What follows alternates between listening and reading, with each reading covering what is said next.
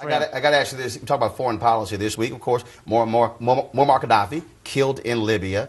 And what's interesting about this is that when you look at President Obama's approval ratings, 47% in the CNN poll approve of his foreign policy handling, 36% on the economy.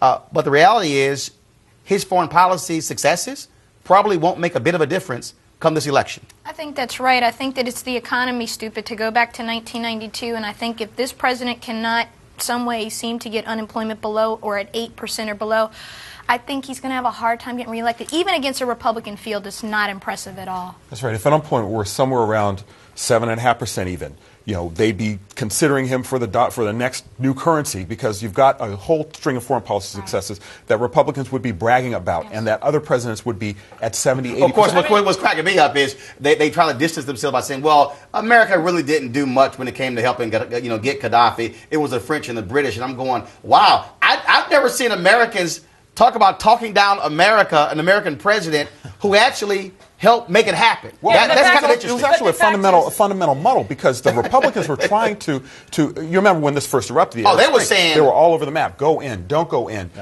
Send aircraft, don't send aircraft. Send troops. We need troops. This is not going to get done without troops. Back to he saw a bump when Osama bin Laden was killed, and that bump, about 2 weeks later, totally plunged. And the fact of the matter is, no president since Franklin Delano Roosevelt has gotten reelected when unemployment is above 7%. And I think Sophia is nice. Since Franklin Delano Roosevelt I think Sophia is right. You have black Americans 16.7%, 16%.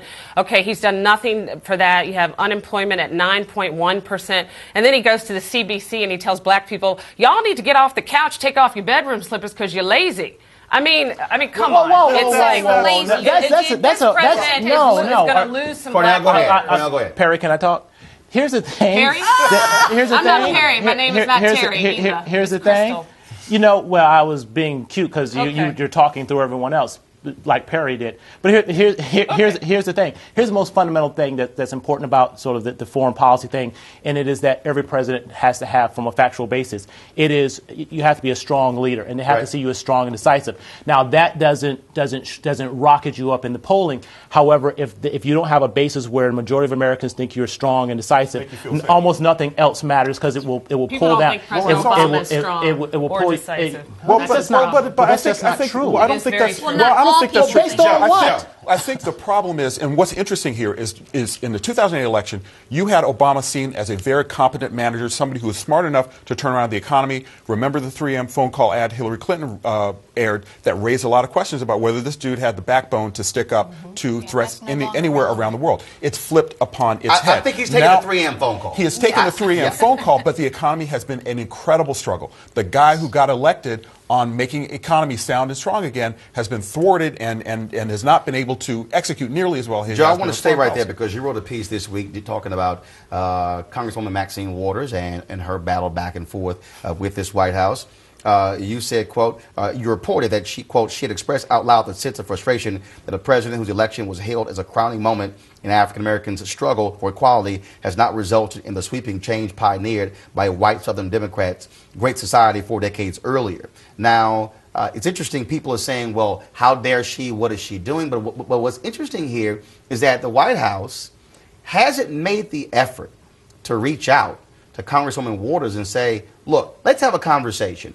Do you think it's a mistake for the president to continue to operate in a sense as a loner, as opposed to pulling in someone like a Waters, having drinks with the Congressman John Conyers, and say, hey, let's actually just chat about it?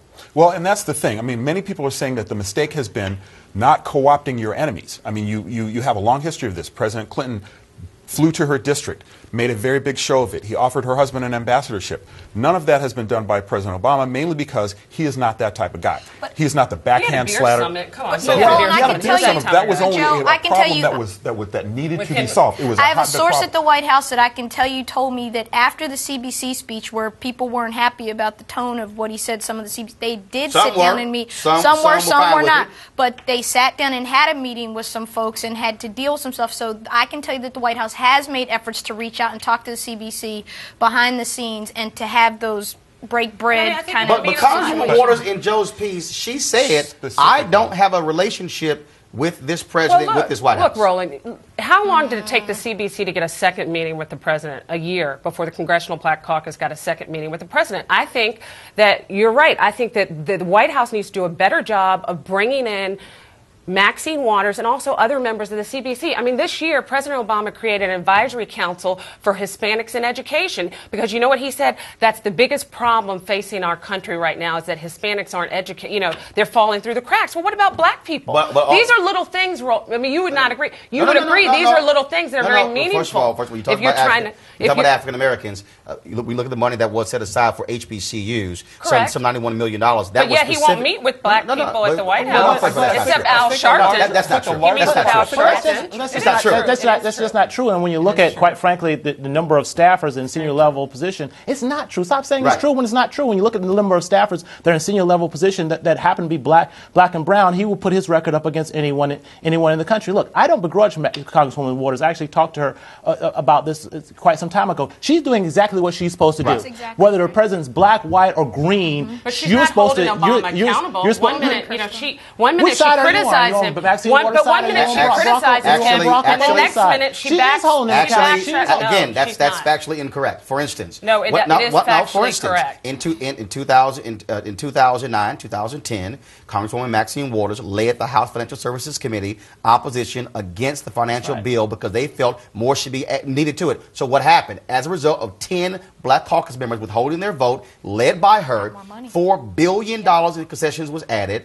Office of Minority Conclusion was added. And so the White House, I got the phone call. They weren't happy with her on that, but she held her feet to the fire. So, yes, she did hold them accountable. The result, $4 billion. But why did she sell blacks on her jobs tour that for so long she hasn't criticized Obama along with other members of the Congressional Black Caucus? Because she wanted to be unleashed. Her job is not to, her job is to work. That's exactly what she said. Her job is to work on behalf of her constituents. And that's what she did. And I think what's interesting is, she did not. You know what happened when he made those comments? You can't say she hasn't held him accountable. Bedroom slippers. When for a fact. You know what she said? They pushed him on the financial bill. You know what she said about bedroom slippers? She wouldn't. 10 seconds in, Joe. She wouldn't denounce it. She said that, it wasn't quite appropriate, but she didn't say it was inappropriate. I don't know who he was talking to. No, she said it wasn't. No, she dismissed it. Let's not get the facts wrong. She said it wasn't. She would not say it was inappropriate. She would not say it was inappropriate. She said he wasn't talking to me. I don't know who he was talking to. Well, I think one of the fundamental problems here, again, is the fact that the White House, not that they haven't done things, but that they have not played the communication game. They have not telegraphed these sort of advances, communication game, but also using your advantages. Camp David, Air Force One, White House, drinks for the president. At the end of the day, those are the things every politician uses to their advantage. And the president, frankly, hasn't done it, not just with black folks, but funders, also other Democrats and Republicans. But that's an issue of how he leads. Every politician, not necessarily a constitutional law professor. All right, Sophia, Joe, Crystal, Cornell, we appreciate it. Thanks a bunch. Look forward to the conversation again. All right.